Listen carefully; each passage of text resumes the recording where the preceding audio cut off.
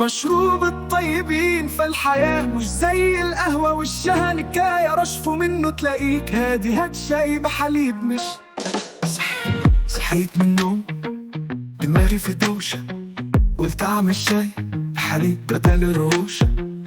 ريحة الشاي بحليب على قد جديد تخليك هادي طاير ناعم مش حيران. الرشفة الأولى بتطفي من النيران والتانية تخليك كأنك سلطان. مشروب الجدعان بعيد عن الدراما، اللي يحب الخير شاي بحليب علامة. قهوة ليها ناسها في الحوارات، ناس بتعكر مزاجهم بالخيالات، لكن شاي بحليب صافي وحقيقي ينور يومك يخليك عميق. تشربه في الصبح وبعد الغدا طاقة سلام ملهاش أي مدى. صحبة الخير مفيش فيها جدا، شاي بحليب عالرايق ده الحال.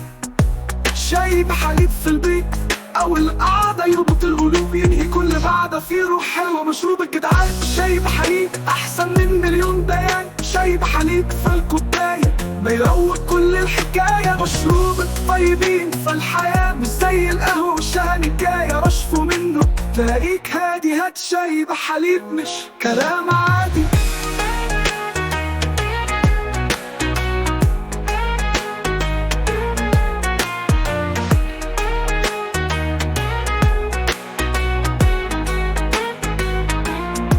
مش كلام عادي في كل الأوقات. شاي بحليب تمام بيروق الدماغ ويهدي الكلام. مشروب الخير يلم الأحباب، هات شاي بحليب وبعيد عن العذاب.